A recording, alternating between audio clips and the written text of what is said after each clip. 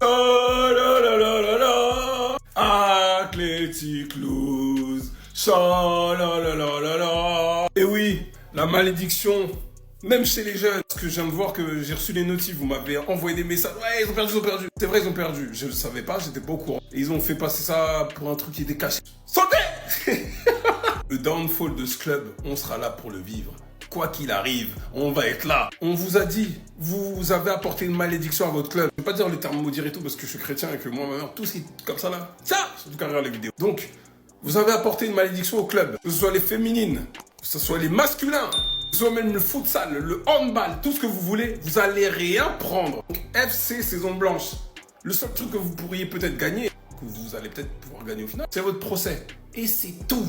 Merci de m'avoir fait notifier le truc parce que j'allais grave dormir. Mais en tout cas, on sera là quoi qu'il arrive. C'est dégueulasse ce que je viens de faire. Nico Nico Williams. Non, les Barcelonais, vous avez chance. Tiens, on t'a encore lavé aujourd'hui 1-0. Atletico Bilbao. C'est Nico Williams. Non, le gars peut manger jusqu'à 2035. Toi, reste là-bas. Un Barcelonais comme ça, pas bien. Cholo, cholo, lolo. Athletic lose.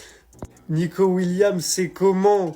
Depuis que t'as fait ton chant, t'as maudit tout ton club. Même l'équipe B, on célébrera sa chute. Tout ton club, que ce soit les moins de 19 ans, les moins de 21 ans, on célébrera la chute de tout votre club. Toutes vos défaites, on va les analyser et on va te vanner, Nico. T'as déjà commencé à restreindre tes commentaires sur Insta, mais t'as pas fini. T'as pas fini l'Athletic B qui perd contre Eibar à 11h du matin. Merci Eligno. Merci Eligno de m'avoir donné l'info. On m'avait dit Athletic win. C'est où maintenant? C'est où? Défaite 1-0 contre Eibar. T'as maudit tout le monde, Nico. T'es gênant.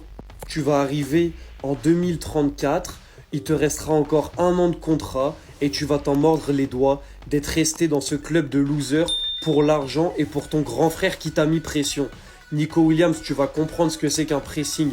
De donner un faux espoir à tous les supporters du plus grand club du monde, tu vas voir ce que c'est. Maintenant, même l'Athletic B, on célèbre leur défaite avec grand plaisir. Et n'oublie jamais, Athletic lose. Ouais, ils sont cachés sous la douche. Non mais regardez-moi cet abruti d'Mbappé. Il voulait défendre Hakimi dans son procès. Je crois qu'il a sorti vraiment la pire défense de l'histoire, les gars. Il aurait juste dû se taire, en fait, tout simplement. Mais frère, tais-toi la prochaine fois, ne viens même pas essayer de le défendre. Il t'a ouvertement dit, les gars, non, Hakimi, il est innocent, mais par contre, c'est un alcoolique. Vraiment, voilà. La prochaine fois, rien que faire, la prochaine fois, tais-toi, frère. Il sait très bien qu'en disant ça, ça va salir l'image d'Hakimi. Il le sait. En le faisant passer pour un alcoolique devant tout le monde, il sait bien que ça va salir son image. Donc qui t'a demandé de parler de sa consommation d'alcool? Ouais, quand il boit de l'alcool, il reste irrespectueux. Frère, ferme-la. Regardez là, l'image d'Hakimi, elle est complètement ternie. Là, c'est fini les frères. Là, regardez-moi ça. Non seulement pour le Ballon d'Or, mais même pour la suite de sa carrière. C'est quand même une dinguerie les frères. Avant de rencontrer Mbappé, Hakimi était exemplaire. Il n'y avait jamais rien qui était sorti sur lui. Depuis qu'il a rencontré Mbappé, c'est fini. Il se retrouve dans les histoires. T'as Mbappé qui te dit ouvertement qu'Hakimi c'est un alcoolique, qui boit de l'alcool, tout ça. Non les frères, après il y en a qui viennent se demander comment c'est possible que je déteste Mbappé, que humainement je peux pas le blairer ce joueur. Voilà les gars, vous avez la réponse.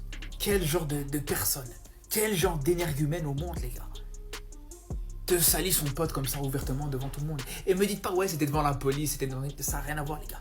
Y a personne qui va demander est-ce qu'il boit de l'alcool ou pas. Quand j'ai vu Mundo Deportivo en parler, j'ai pas vraiment pris ça au sérieux. Mais là, je vois plusieurs sources en parler, les gars. Ferran Torres aura un rôle bien plus important la saison prochaine, surtout au vu de l'âge de Robert Lewandowski. Attendez, bougez pas, je vous explique. Ferran Torres jouera un rôle important en tant que remplaçant. C'est ce que pense Flick, qui lui fait entièrement confiance. S'il maintient son niveau, il jouera beaucoup et deviendra plus qu'un simple remplaçant de Lewandowski.